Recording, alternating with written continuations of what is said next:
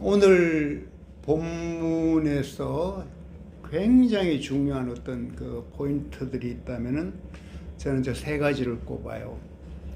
번영신학, 인과율, 하늘나라. 다른 말로 하면은 우리가 믿는 하나님 그랬을 때, 우리가 생각하는 하늘나라, 예수님이 오셔서 강조하셨던 하늘나라 그랬을 때, 그것은 번영신학과 굉장히 거리가 멀고 인과율과도 전혀 상관없다는 것. 그게 하늘나라다. 그것을 우리가 빨리 파악을 해야 되고, 말씀을 읽어가면서 우리가 신앙생활을 하고 있는 또는 교회에서 생활하고 있는 것 가운데 굉장히 저런 어떤 인식을 하면서 예수를 믿고 있다, 교회를 다니고 있다, 하늘나라를 생각하고 있다. 그거는 바뀌어져야 된다는 얘기입니다. 근데 우리는 생각보다요, 번영신학에 굉장히 익숙해져 있고요, 인과율에 지배받고 있고요, 그러다 보니까 하늘나라와는 전혀 상관없는 그런 세상 나라를 충실히 살아가고 있는 그런 부분이 있을 수 있다, 이런 얘기죠. 하나하나 제가 이야기를 좀 할게요. 오늘 얘기는 뭐로 시작해요? 부자는 천국에 들어가기가 어렵다. 그렇게 시작한 내용이에요. 그죠? 그럼 그 앞에 무슨 얘기가 나와서 이 얘기가 나왔죠? 부자 청년 얘기가 나와. 그죠? 청년이 자기 딴에는 뭐예요? 계명도 잘 지켜, 신앙생활 잘 해. 그 청년이 예수님 앞에 나왔단 말이야. 그죠? 어떻게 해야 소위 하느님 나라를 갈 수 있느냐? 저는 율법도 잘 지켰고요, 괜찮게 살았어요. 근데 또 더 할 게 뭐가 있겠어요, 이거야. 그죠? 그때 예수님이 하신 얘기가 뭐예요? 너 재산 그거 다 팔아서 가난한 자에게 나누어 주고 나를 따르라는 얘기야. 그죠? 그렇지. 그러면 이 말씀이 뭘까 생각해 보셔야 돼요. 율법을 잘 지켜서 가는 것은 아니란 얘기를 은연중에 던져버린 거예요. 그죠? 예수님이. 굉장히 중요한 얘기죠. 율법으로 가는 거는 아니구나. 그럼 뭐로 가는 거지? 너 가지고 있는 거 다 팔아서 뭐죠? 가난한 사람에게 나눠주라. 뭔가 그림이 그려져. 그렇죠? 근데 문제는 근심해서 돌아갔다, 이 얘기예요. 그죠? 결국 이게 뭐와 관계되는 거 하면요, 마음과 연결된다, 이런 얘기예요. 그래서 마태복음 5장 3절 우리 지난번에 얘기했죠. 마음이 가난한 자는 복이 있나니 뭐예요? 천국이 저희 것이며. 부자는 가기 어려운데 마음이 가난한 자는 간다, 이런 얘기예요. 그렇죠? 그 마음에 관한 얘기를 하고 있는 거죠. 그러면서 이제 네가 온전하고자 할진대, 부자 청년에 간 얘기. 네가 진짜 퍼펙트 하고 싶으면은 뭐죠? 너가 가진 소유를 팔아서 가난한 사람에게 주라. 그러면 하늘나라에 보화가 있으리라, 이런 얘기예요. 하늘에 보화가 있다는 말이 하늘나라에 간다는 얘기를 이 상징적으로 의미를 하고 있는 거죠. 그리고 나서 뭐예요? 나를 따르라고. 그리고 나서 나를 따르라고. 그럼 그 말은 뭔가 하면 예수님을 따르는 길, 그것과 소위 부자의 삶을 살아가는 길, 그거는 뭐지? 완전히 다른 길이다, 이런 얘기죠.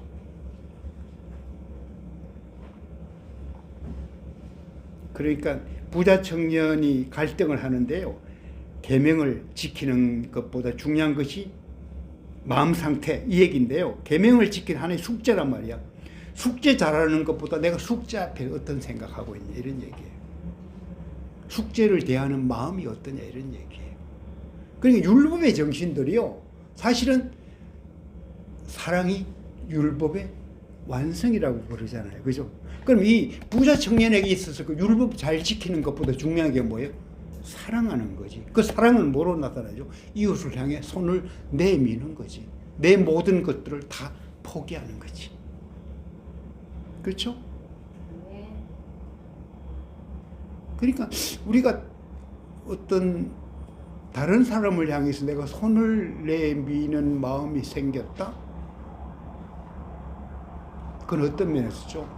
율법 그 자체보다 훨씬 더 소중한 얘기일 수가 있어요. 이제 생각할게요. 지금까지 얘기를 바탕으로 번영신학. 이건 굉장히 위험하다 이 얘기를 하는 거예요. 자, 번영신학이 prosperity theology라 그래가지고 번영신학, 다시 말해서 뭐죠? 예수 잘 믿으면은 잘 된다 이런 얘기예요. 그죠? 왜 위험한가 하면요, 우리도 모르는 사이 번영신학 쪽에, 다른 말로 하면 그게 뭐 기복신앙 이런 쪽에 우리가 굉장히 빠져있기가 쉽다는 이런 얘기예요. 오늘 마태복음 19장 27절 28절 한번 볼게요. 세상이 새롭게 되어 인자가 자기 영광의 보좌에 앉을 때 나를 따르는 너희도 12보좌에 앉아 12지파를 심판하리라. 세상의 보좌에 앉는다 얘기가 아닌 게 분명하죠. 그렇죠? 세상의 보좌가 아니란 말이에요. 그죠? 하늘의 보좌. 이 다른 얘기죠. 그럼 우리는 무엇을 먼저 생각하냐면요, 이 세상 살면서 세상의 보좌에 올라가야 되겠다. 29절 보면요, 이제 그 뒤에 또 내 이름을 위하여 집이나 자매나 부모나 자식이나 전토를 벌인 자마다 여러 배, 이게 NIV 성경 100배로 돼. 100배? 100배를 받고 또 영생을 상속하리라. 이 말씀 잘 보세요. 우리는 예수 믿는다 또는 주님을 따른다. 그런데 보상을 생각해요. 그죠? 베드로도 물었잖아. 뭐, 그죠? 와, 우리가 모든 것 버리고 주님을 따라서 온데 그런 적 우리가 무엇을 얻으니까? 베드로의 말이에요. 묻는 거예요. 그때 예수님이 하신 얘기가 뭐죠? 하늘 보좌 얘기를 해줘. 그 말은 너가 이 땅에서 뭘 얻으려고 생각하지 말라는 얘기를 이미 강조한 거지. 그리고 이제 오늘 29절에 강조하는 게 뭐예요? 그래, 내 이름 위에 너 집 버렸고 자매, 부모, 자식, 전토를 벌인 자마다 100배를 받는. 와, 이거 그럴듯한 얘기죠. 그러면 예수님이 이 말 하는 순간에요, 베드로가 눈치가 빠르면은 그 앞에 하늘 보좌 얘기를 했잖아. 보상은 뭐죠? 양이 아니고 질에 관한 얘기예요. 전혀 다른 질에 관한 얘기라는 걸 얼른 알아차려야 돼요. 그리고 나서 또 영생을 뭐죠? 상속하리라. 그럼 보상은 뭐다? 크리스찬들의 보상은 뭐다? 질에 관한 얘기인데요. 그게 영적인 은혜, 풍성함, 그것에 관한 얘기라는 걸 1차적으로 이야기하고 있는 거죠. 2013년 12월에요. 다비드에서 발간한 하늘수레라는 책이 있어요. 굉장히 좋은 책입니다. 하늘수레. 책도 몇 권 남지 않았는데요. 하늘수레 소개할 때 어떻게 쓰는가 하면 절망의 심곡에서 하늘의 소망을 전하는 싱글맘들의 이야기. 절망의 심곡에서 그 골짜기에서, 깊은 골짜기죠. 뭐를 정해요? 하늘의 소망을 전하는 싱글맘들의 이야기다. 그러면서 제가 그때 썼던 하늘 수레를 소개하는 글이 하나 있어요. 제가 그걸 그냥 읽어볼게요. 이 책은 홀로 된 외로움에 힘들어하고 경제적 어려움도 만만치 않고 육신의 질병으로 고통스럽지만 하루하루 하나님께서 함께 하신다는 믿음으로 살아가는 싱글맘들의 영성 있는 삶에 관한 이야기다. 2010년 다비다 자매회 김혜란 회장의 하늘수레 출간에 이어 김혜란 회장, 이영복 이사장, 다비다 자매들 공제로 그 후의 이야기들을 내놓은 것이다. 하늘수레는 엘리야 선지자가 성찬할 때 탔던 회리바람과 연결된 불수레를 가리킨다. 세상 사람들은 자가용을 경차에서 최고급 세단으로 바꾼 것을 자랑하지만 그들은 외발 수레를 하늘 수레로 바꾼 것을 자랑하는 사람들이다. 이 책은 자기가 힘들게 끄는 외발 수레 인생의 미로에서 하늘을 보며 하나님이 보내주시고 끌어주시는 하늘 수레 인생의 비밀을 조금씩 깨달아가는 사람들의 이야기라고 할 수 있을 것이다. 이들의 이야기는 신자로서 세상의 높은 자리에 올라야 제대로 영향력을 행사할 수 있다는 소위 고지론이나 세속적 성공을 강조하는 번영신학과는 거리가 멀다. 그러기에 개인의 행복과 성공만이 우선시되는 현실 속에서 참된 복이 무엇인지 생각하게 하며 메마른 가슴이 촉촉하게 젖는 감동을 준다. 이게 하늘수레 제가 소개하면서 썼던 글이거든요. 그때 썼던 게 바로 고지론과 번영신학과 거리가 멀다. 그게 뭐죠? 하늘수레다. 하늘나라다. 그러니까 하늘나라는 번영신학과는 거리가 멀구나. 뭔가 보상이 따른다? 그 보상은 뭐다? 뭔가 지려가는 이야기일 수 있구나. 그 질의 최고가 뭐다? 영생이다. 그리고 뭔가 하늘나라에서 주는 비밀들이다. 이런 정리를 할 수 있을 것 같아요. 그리고 또 하나, 하나님 나라는 인과율을 깨는 것이다. 인과율. 굉장히 중요합니다. 하나님 나라는 인과율을 깨는 거예요. 그러니까 예수를 믿으면서요, 인과율적인 사고를 하잖아요. 그럼 그건 이미 기독교가 아닐 수가 있어요. 인과율이 뭐죠? 원인이 있으면 결과가 있다. 이런 얘기예요. 인과율을 가장 잘 설명하고 있는 책이 뭐죠? 인과율이 아니라는 걸 가장 잘 설명하고 있는 책이 욥기예요. 그죠? 욥이 굉장히 부자야. 와이프도 있고 자식도 많아. 하나님도 잘 믿어.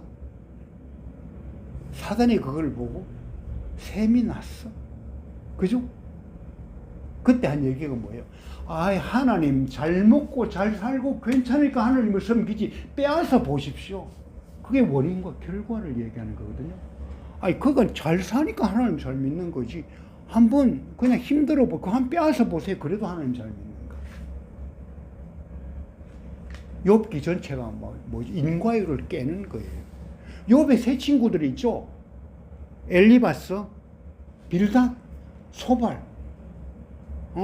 찾아와가지고 뭐예요? 처음부터 끝까지 뭐예요? 인과율에 관한 얘기를 하는 거예요. 너가 이렇게 되고 가만히 보니까 뭐 죄 지은 거지 뭐. 하나님은 의로운 분인데 너가 이럴 수가 있어? 전부 그거로 따지는 거예요. 근데 욥 입장에서 억울하지. 그죠? 어느 날 하루아침에 그냥 다 잃어버려서 자기 딴에 잘 살고 그냥 하나님 앞에서 그냥 깨끗하게 산다고 살아왔는데, 근데요, 욥기 읽으면서요, 그 인과율을 설명할 때 등장하는 굉장히 중요한 인물이 하나 있어요. 엘리후야. 엘리후 알아요? 얼른 생각할 때요, 욥의 세 친구보다는 뭔가 약간 업그레이드 버전이야. 말도 그냥 굉장히 그럴듯하게 잘해. 그런데 잘 보면요, 엘리후 역시 인과율을 벗어나지 못했다. 이런 얘기예요. 그러면 욥에게 찾아왔어요. 상대해주고 대화해준 어떤 사람도요, 그 인과율을 벗어나지 못해요. 맨 마지막에 하나님이 직접 나타나서 깬 게 바로 그 인과율이다. 이런 얘기거든요. 자, 제가 성경 한 군데만 찾아줄게요. 욥기 34장 11절 보면요, 이게 그 엘리후의 얘기의 또 결정판입니다. 그분은 사람이 행한 대로 갚으시고 사람이 살아온 대로 대하신다. 딱 이 순간요, 구속자는 설 자리가 없어. 예수님은 끼어들 수가 없어. 왜요? 하나님은 어떤 분이에요? 행한 대로 갚고 살아온 대로 대하는데 예수님이 왜 필요해요? 대속이 왜 필요해요? 근데 우리도 모르는 사이에요, 앞에 부분으로 가득 차 있어요. 행한 대로 대하신다. 갚으신다. 지성이면 감청이다. 그죠?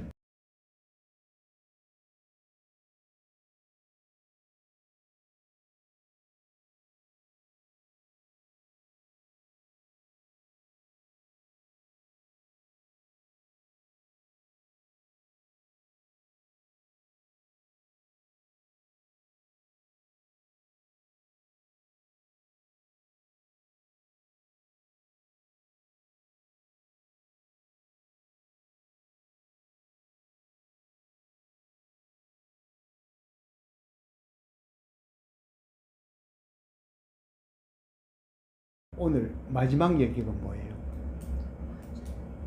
나중된 자가 먼저 될 자가 많다. 그게 뭐에 연결돼요? 자, 30절. 그러나 앞에가 뭐예요? 그래, 내 이름을 위해서 집이나 형제나 자매나 부모나 자식이나 전투를 벌인 자마다 여러 배, 100배를 받고 또 영생을 상속하리라. 이 말씀하고 나서요. 그러나 먼저 된 자로서 나중되고 나중된 자로서 먼저 될 자가 많으니. 이 말이 뭐예요? 인과율이 아니라는 걸 바로 보여주는 거예요. 그지? 봉사 열심히 한다고 먼저 되는 게 아니라 이런 얘기예요. 와, 그 지금 늦게 왔어. 너 참 늦게 되니까 먼저 된 자. 그래, 늦게 와서 열심히 했구나. 그래서 먼저 된 자가 아니란 얘기예요. 먼저 되고 나중된 자는 그 사람과 아무 상관없어요. 그 얘기를 마태복음 20장에서 예수의 비유를 설명하고 있어요. 뭐예요 그게? 포도원의 품꾼들 얘기예요. 품삯을 줘. 한 데나리온씩 줘. 품꾼들 불러 모아서 9시에 온 자, 12시에 온 자, 오후 3시에 온 자, 오후 5시에 온 자 불러 모아. 나중에 줄 때 뭐예요? 다 한 데나리온씩 주네. 먼저 온 사람들 열받지. 아니, 나는 새벽 아침부터 와서 했는데 저기 말이 1시간 일한 5시에 온 사람 똑같이 주면 얘기 나오잖아. 그죠? 그게 뭐예요? 그러면서 한 얘기가요. 나중된 자가 먼저 된 자. 먼저 된 자가 나중인 자. 이 의미를 그 비유 끝에 쓰고 있어요. 한번 볼까요? 마태복음 20장 맨 마지막 한번 보세요. 내일 거죠? 16절. 이와 같이 나중된 자로서 먼저 되고 먼저 된 자로서 나중되리라 해버렸어. 되리라. 된 자가 많으리라 해서 여기는 되리라. 이 말이 뭐예요? 먼저 된 자가 나중된다. 이 말은요, 인과율로 생각하고 내가 열심히 했더니 뭔가 보상이 더 클 거라 생각, 그 자체가 뭐지? 그게 나중된 자라 이런 얘기예요. 그렇죠? 오히려 늦게 왔어. 잠깐 일하고 한 달으로 대내로 받는 것은 어떤 생각이 있어요? 와, 이게 은혜구나야. 내가 이런 만큼 못 얻구나 깨달으면 뭐지? 그게 인과율이지. 근데 하늘나라는 그게 절대 아니다. 그래야 하나님의 은혜가 보인다. 그 얘기죠. 그래서 오늘 그 하늘나라는 뭐다? 번영신학이나 고지론과도요 거리가 멀고 인과율과도 상관이 없다. 그게 하늘나라다. 근데 우리도 모르는 사이에 저런 생각으로 신앙생활을 하고 있을 경우가 많다. 아이, 그래 오늘부터는 뭐 다 때리치우고 아무것도 하지 말자. 해봤자 소용없다. 그게 아니죠. 5시에 일하러 나온 그 품꾼 생각하면 돼요. 이게요, 나는 일자리 없어서 내가 돈이라도 한 푼 얻어야 오늘 집에 가서 우리 애들 빵이라도 하나 사주는데 종일 나를 찾아주는 일자리가 안 생겨. 포도원에서 나를 안 불러줘. 5시에 나를 불렀다. 이런 얘기. 어떤 마음이 들겠어요? 너무 감사하죠. 그렇죠. 그 자체예요. 나를 이렇게 하나님이 부르셨구나. 그죠? 아마 그 사람은 1시간 절대 빈둥빈둥 안 놀았을 거예요. 왜? 어떤 면에서 이 사람은요, 그래, 나는 오늘 하루 품삯이 1시간 일했으니까 그거에 나누어서 조금 주더라도 나는 괜찮겠다. 그 생각하고 있을 거예요. 그죠? 근데 하나님의 보상은 뭐예요? 질이지, 질. 질적이지. 시간적으로가 아니라 질적이지. 하나님을 차별하죠. 그래서 그게 뭐지? 나중된 자가 먼저 된다 이런 얘기예요. 그 말은 뭐죠? 하나님의 은혜를 아는 자가 먼저 된다 이런 얘기예요. 하나님의 은혜를 아는 자. 근데 내가 열심히 재능이 많고 일 잘하잖아요. 그럼 은혜를 모르기가 참 사실 쉬워. 내가 이만큼 했네. 근데요, 은혜를 먼저 아는 사람은요, 훨씬 더 다른 종류의 일을 할 수 있어요. 그런 사람들이 뭐를 보는가 하면요, 어려운 사람이 있으면 눈물 닦아주러 가. 그죠?